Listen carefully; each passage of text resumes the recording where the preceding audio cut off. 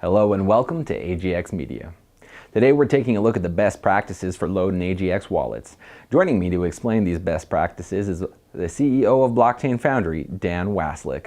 But first, if this is your first time joining us, please subscribe to our channel and check out agxpay.com to learn how the power of modern silver money can help you claim financial freedom. And now, to our interview. Dan, thank you for joining us. Hey Nick, thanks for having me again. Now, it's been a big week for the Load in AGX community with the minting of Load in AGX on HyperLedger, so maybe let's begin there. Dan, how do the HyperLedger Load in AGX differ from the other storage options that will be available to our community?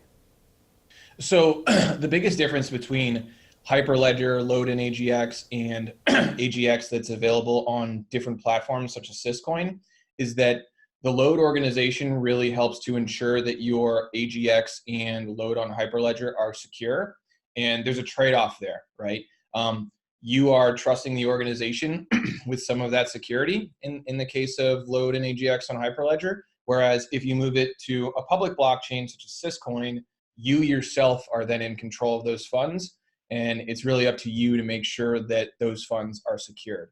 Another benefit of holding the Load in AGX on HyperLedger is that you may be eligible for more rewards if you hold it in that format.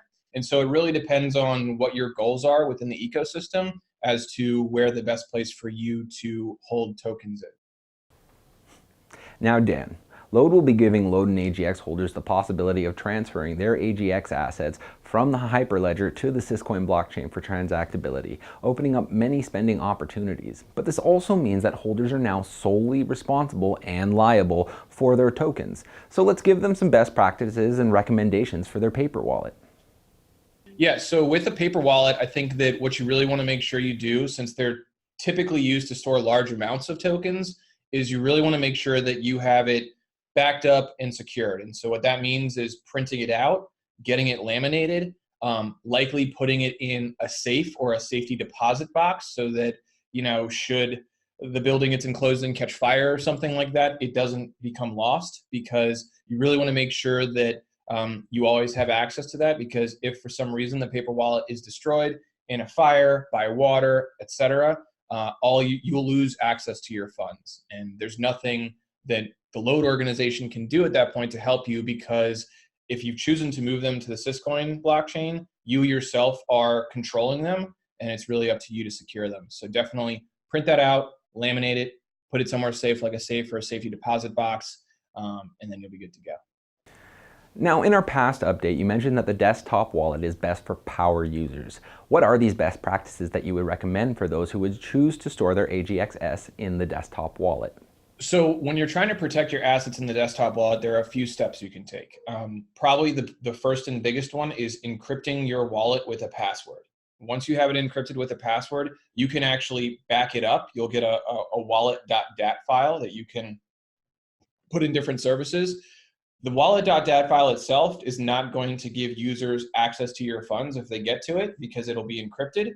So you already have one level of protection inside the file itself.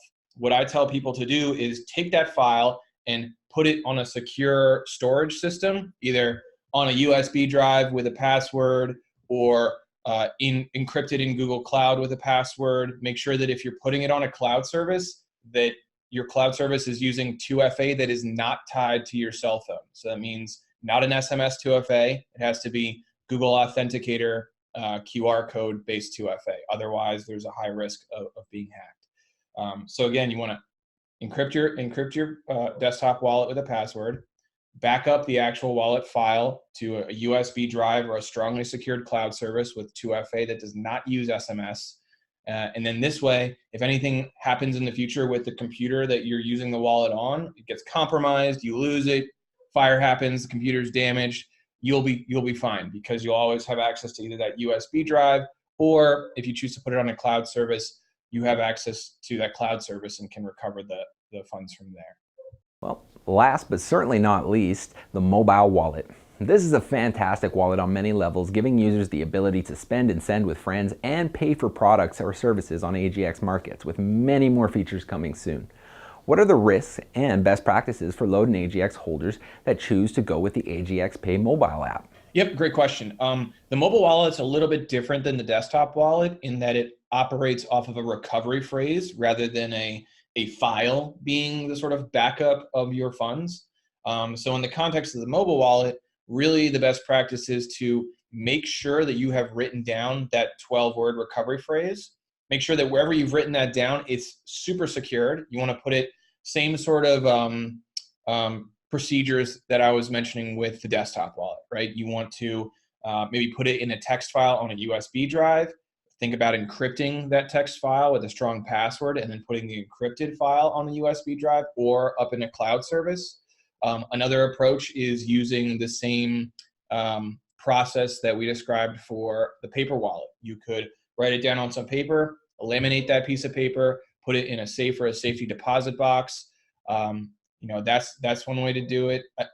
Another option is something we call social sharding, where you can take the 12-word phrase, you hold 6 of the words, and you give 6 of the words to your mom or your brother or your best friend. And then that way, if for some reason your part of that key is compromised, they only have half of it, and they would have to have your, the social acquaintance you shared the other half in that half before it funds. So I would almost say you have a greater number of options with the mobile wallet in terms of how you secure it versus paper wallets or the desktop wallet. And so which one of those you choose is really up to you. But you do want to make sure you choose one of those because security is paramount when you are the sovereign steward of your own funds. Dan, this has been fantastic information for our members. Are there any last thoughts for us that you want to share? I'm really excited to get some of these tokens in the hands of users for the first time and be able to enable them in transacting peer-to-peer or using it for purchases if that's what they choose. I do just want to tell users of the community that this is in no way the last release that we have for the wallet. This is very 1.0. We're working on some very cool new features for the next release, including things like connecting you with merchants directly through the wallet and enabling you to reload your AGX from the wallet with just a few clicks. We'll be sharing more about that shortly. So I hope people are excited for what's to come, because I am. Thank you for joining us. Thanks very much, Nick. Have a good one. That's all we have for today's episode with Dan Waslick. Thank you so much for joining us. And as a reminder, if this is your first time, be sure to subscribe to AGXM to stay up to date with the latest news on Load and AGX, and check out agxpay.com to learn about the power of modern silver money. Take care.